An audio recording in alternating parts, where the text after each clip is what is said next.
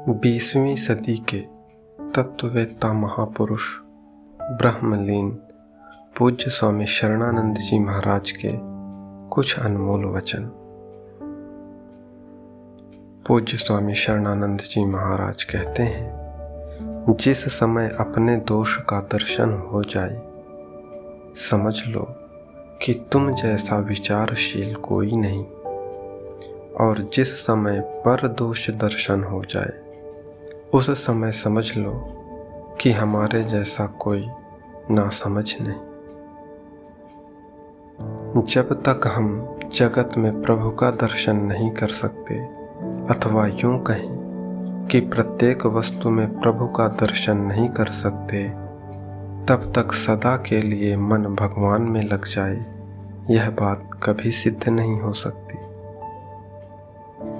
यह नियम है कि जो किसी का बुरा नहीं चाहता, उसके मन में अशुद्ध संकल्पों की उत्पत्ति नहीं होती, और उनके बिना अशुद्ध कर्म का जन्म नहीं होता।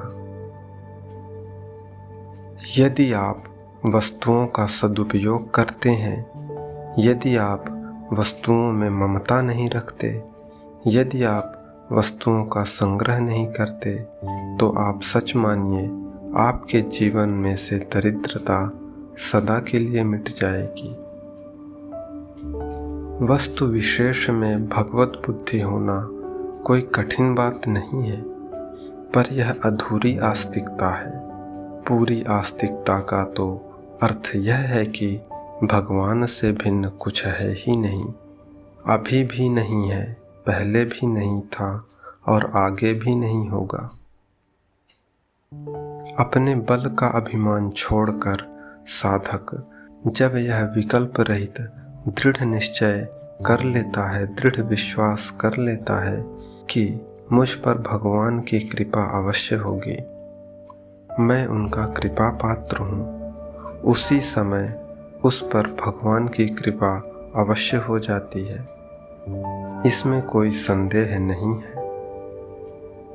संसार हमारी आवश्यकता का अनुभव करे, यह भौतिक उन्नति है। हमें संसार की आवश्यकता न रहे, यह आध्यात्मिक उन्नति है।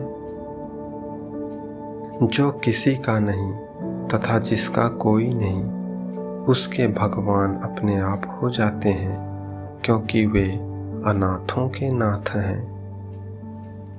हम भगवान के हैं, यह मान लेना बहुत बड़ी पूर्णता है।